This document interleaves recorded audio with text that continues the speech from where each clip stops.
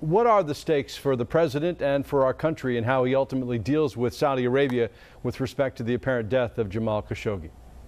Well, they're substantial. The fact is that what apparently happened to Khashoggi, and you certainly get the sense that the Saudi royal family was involved in it, was barbaric, was unacceptable. But the question is exactly that. What do we do about it? And the fact is the president depends on Saudi Arabia for cheap oil. He depends on them as a counterweight to Iran and a force for stability in the Middle East. So on the one hand, you certainly have to express extreme displeasure, but do you really want to cut off relations? And do you really want Saudi Arabia looking for different allies in the world? This is a tough one, and it'll be fascinating to watch how the president decides to deal with it. Yeah. Do you think that there's any potential they might put pressure on the king to get rid of MBS? Well, there's certainly a possibility of that, but I don't know that we get a vote in who is running the Saudi royal family.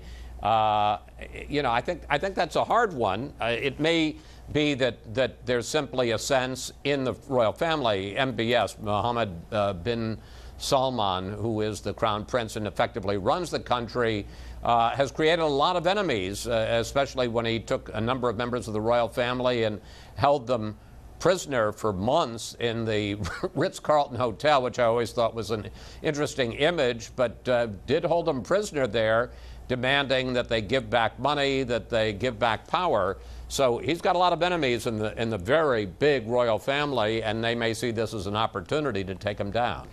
Let's talk, Chris, about the massive humanity making its way from Honduras to apparently the United States. They're now on the border of Mexico and Guatemala. The president has talked about potentially putting troops on our southern border if necessary. How do you think this plays out?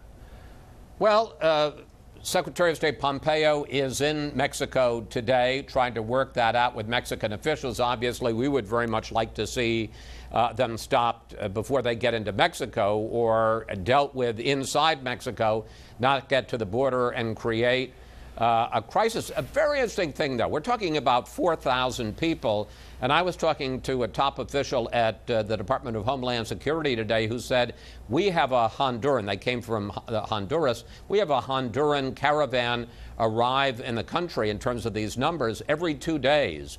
And one of the things that they're very frustrated about is the way the law is written now. If somebody comes in from Mexico, we're able to return them almost right away. But if they come in from Central America because of a law that was passed in 2008, it can take weeks or months to return them. And the migrants have learned to game the system. So instead of single people from Mexico, you have families coming from Central America, and instead of claiming economic need, they claim political asylum. And by that, they're able to stay in this country for a long period of time. Right.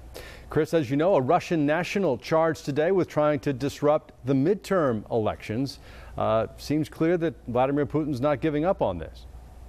No, and I think that there's an opportunity here because there's no implication at all that President Trump was involved, so we can get out of that politics. What it really should show all Americans is the fact that there are outside agents, and we hear it's not just Russia, but China and Iran that are trying to disrupt the American political system. And therefore, Americans of all stripes, Republicans, Democrats, liberal, conservative, should be concerned and determined to find ways to stop this kind of interference. Apparently, this was part of this troll farm operation run by a Russian oligarch close to Putin in St. Petersburg, and they were putting out all kinds of stuff on social media, whether it was on immigration or gun control or other issues, trying to set Americans against other Americans and to diminish confidence in our electoral process.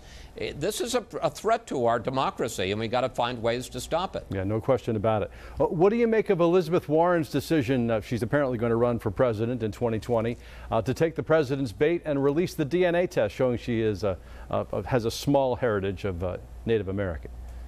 Yeah, I think, first of all, it does show that she intends to run. I don't think she'd have done this if she didn't have any national ambitions for 2020. And I think it shows, and you can argue whether rightly or wrongly, that the attacks, the Pocahontas name-calling had gotten under her skin. I think there's also a feeling in politics now and the success of Donald Trump in 2016 that any attack that goes unanswered is an attack that continues to grow.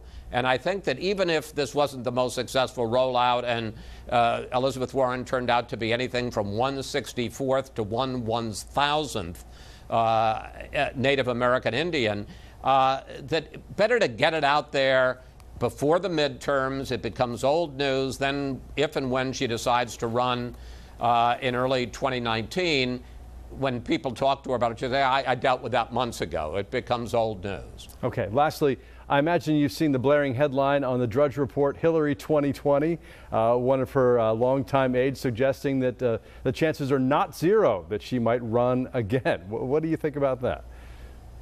Well, yeah, it was Philippe Reines who was on our show. He was her communications director when she was in the Senate.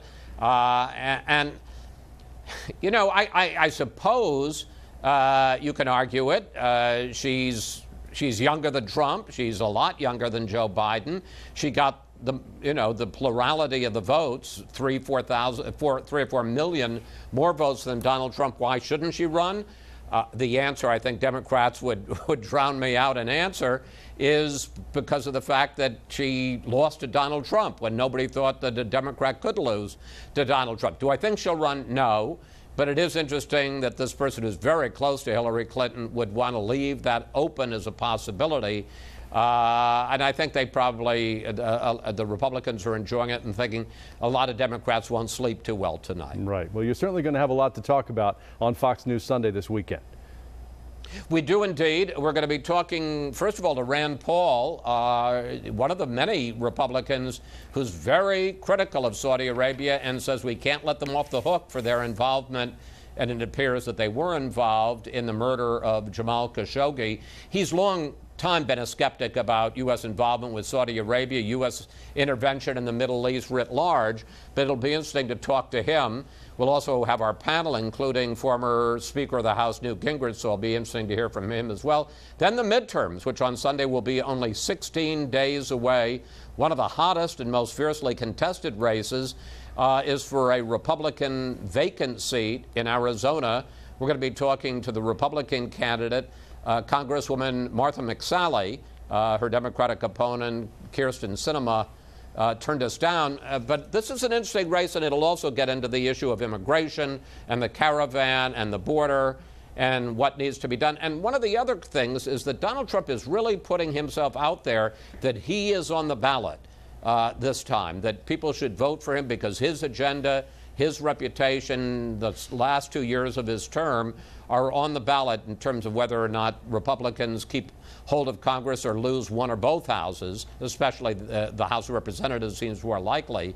So we'll talk to her about all of that. And then very quickly, my power player of the week, a world-famous chef named Jose Andres, big star here in Washington, but he's spending less and less time in his very high-end restaurants and more time whenever there's a natural disaster on the front lines at the scene trying to provide food relief. He was down in Puerto Rico after Hurricane Maria, was responsible for more than 3 million meals, and he's right now in the Florida Panhandle after Hurricane Michael, and so far in just a few days more than 50,000 meals. That is such a phenomenal effort. Maybe you can stop in South Georgia on the way home, because we took it pretty hard down there too.